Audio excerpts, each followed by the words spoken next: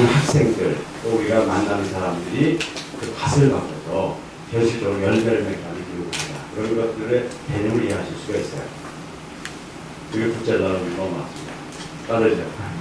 물론 이제 첫째 날 구체적으로 밭을 바꾸는 말씀을 제가 드렸어요.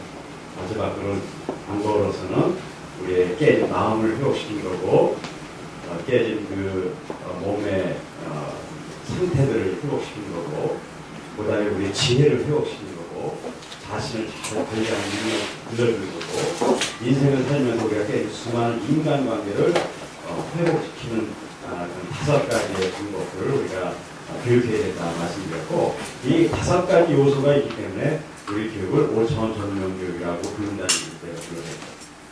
둘째 날 와서는 제가 구체적인 이야기 시작했어요. 구체적인 이야기는 뭐냐면요, 우리가 5차원 전면 교육을 하는 데 있어서 이 5가지가 요소가 있는데, 이 5가지 요소에는 순서가 있어요. 그건 뭐냐면요, 지력, 심력, 체력, 자기관리, 인간관계가 하나의 순서를 갖는다는 거예요. 이거 굉장히 중요한 의미가 있습니다. 나중에 이제 자세히 설명드리겠지만, 또 순서만 갖는 것이 중요한 것이 아니라 이것이 서로 연관성이 있어요.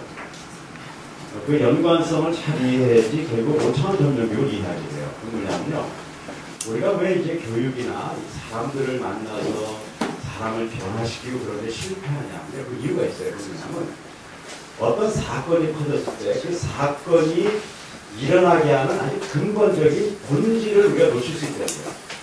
쉽게 얘기하면 이런 거거든요.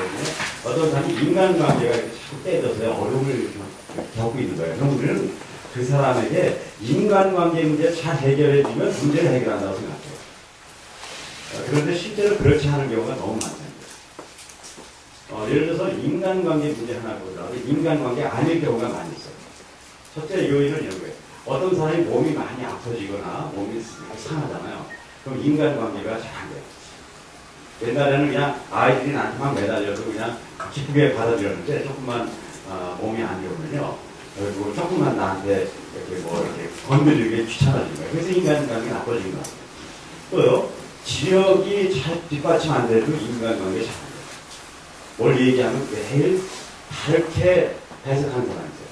A라고 설명하면 B라고 얘기하고, 이게 아니라 A라고 더 설명하면 C라고 얘기하고, 이런 사람들하고는 인간관계 안 돼요. 마음이 깨진 사람, 이런 사람이 있어요.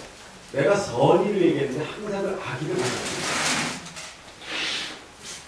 그래서요, 우리가 인간관계가 인간관계 문제인 것처럼 표면에 나타나더라도 그 밑에 다 다른 요소들이 존재하는 거예요. 그래서 이 5차원 교육에서 얘기한 5가지 요소는 중요한 시퀀스, 순서가 있고 서로 유기체적인 관계가 있기 때문에 지금부터 제가 이제 한 가지 이제 강의를 해드리겠지만, 그 모든 요소들이 서로 연관되어 있고, 그렇게 5차원 교육을 하는 것이 아니라 5차원 전면 교육. 이것이 이제 그런 의미입니다.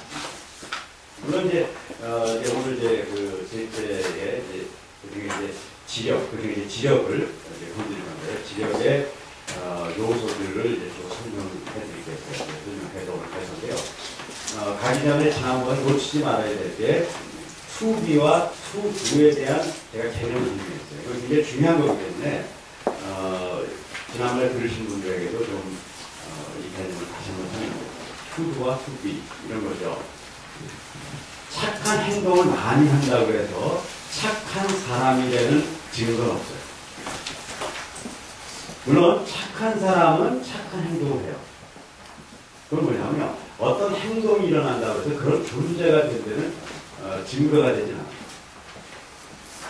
그래서 이런 겁니다. 어떤 행위를 했더라고 해서 그 행위대로 어떤 사람이 되는 건 아니에요. 그러니까 예를 들어서 착한 일이 착한 사람이 되지 않는 거와 똑같은 거예요. 그런 착한 사람은 착한 일.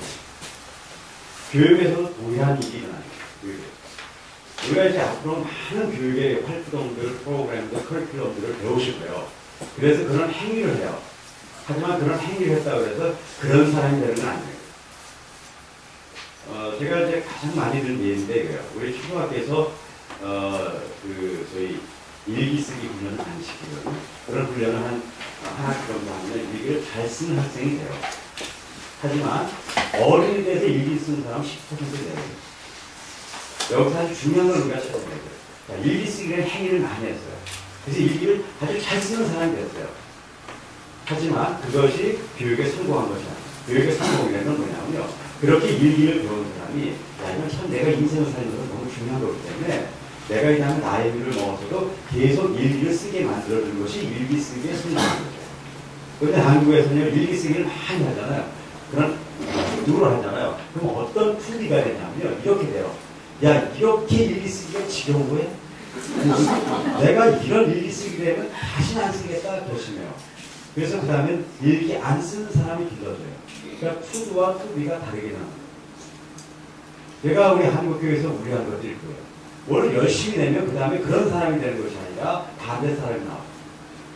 특별히 요즘 한국이 독서, 논술 운동이 아주 대단합니다. 그런데 한국은요, 독서 안 하는, 가장 독서 안 하는 국가입니다.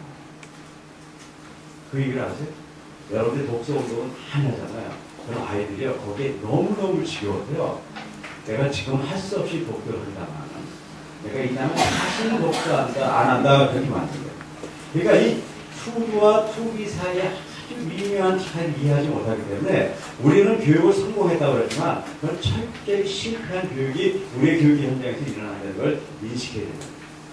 그래서 제가 오늘 지력에서 상당히 구체적인 걸 설명을 드리더라도 제가 항상 이 투두와 투비를 잘 구별해서 얘기를 드릴 거예요. 여러분들이 그런 것들을 잘 이해하고 이 두 가지의 중요성을 동시에 갖출 수 있는 그런 내용으로 받아들여서 좋겠습니다. 우리 처음 오신 분들 설명 잘 됐어요? 검은 펜이 있었으면 좋을 것 같은 생각이 들어요. 여기 있군요. 지력을 기르기 위해서, 우리가 지력을 기르기 위해서 중요한 것은 뭐냐면요. 지력을 기르기 위한, 지력을 기르는 행위와 투비, 무엇이 되려고 하는 걸 알게 중요해요. 지력은 왜 기르냐면요. 참과 거짓을 구별할 수 있는 사람을 기르기 위해서 지력을 기르는 거죠. 왜냐하면 참과 거짓을 구별하는 사람이 진짜 인생을 승리하는 사람이고, 현실적으로, 한국 교육뿐만 아니라 세계적인 이렇게 교육을 보다 현실적으로 이것이 우리가 학교 교육을 통해서 얻으려는 가장 공부를 잘하게 해주는 핵심이에요. 여러분들이 요번 기회에 그걸 이해하셔야 돼요. 그러니까 우리가 진짜 공부 잘하게 하는 방법이 뭔가? 그것은요, 한 인간이 인생을 살면서 그 같은 수많은 인포메이션 중에 참과 거짓을 구별하게 만드는 것이 가장 공부 잘하게 해요. 우리나라는 이 공부 잘하는 아이를 만들기 위해서 이거를 가는 길을 포기했어요. 우리는 문제풀이에서 성경 높은 거로 공부를 잘하게 해주겠다고 지금 우리나라 방향을 잡은 거예요. 거기에 대해서 내가 오늘 이 시간에 아니라고 얘기합니다. 그렇지 않아요. 성적을 높여서 공부를 잘하게 해주는 방법도 있어요. 없던 게 아니에요. 그럼 어떻게 되냐면 그런 걸 받아들일 수 있는 부분만 잘하게 돼요. 그래서 이 참과 거짓을 구별할 수 있는 진정한 지적인 파워들에 대해서 이제 우리가 좀 얘기 나눴습니다. 우리가 참과 거짓을 구별하게 하는 것이 그렇게 쉽지가 않아요. 그래서 그것 사실은 구체적인 투두가 있어야 돼요. 투비고 투두가 있어야 돼요. 이게 투비네, 그죠? 이게 투두. 해야 될 5가지를 얘기를 했어요. 지식운영 능력, 다중언어 능력, 그 다음에 자연세계에 대한 이해 능력, 역사의 인식 능력, 그 다음에 학제적 능력, 이런 것들이 있는데요. 오늘은 여기에 초점을 맞추게 지식 운영 능력. 이것도 지난주에 설명했기 때문에 그냥 바로 지나가요. 지식 운영 능력이라는 것은 정말 지적인 능력을 갖기 위해서는 어떻게 되냐면 지식을 잘 입수하고 보도하고 표출할 수 있는 능력이 되어야 됩니다. 그런데 이렇게 할 수 있는 제가 3가지 방법을 건드렸어요. 입수할 수 있는 3가지 방법, 보도할 수 있는 3가지 방법, 표출할 수 있는 3가지의 구체적인 방법을 만들어서 이걸 제가 뭐라고 불렀냐면 학문의 9단계라고 얘기했고 이것을 구체화시킨 독서법을 제가 5차원 독서법이라고 얘기한 거예요. 그러니까는 저는 우리 독서 운동을 이렇게 해야 된다고 얘기 드린 거예요.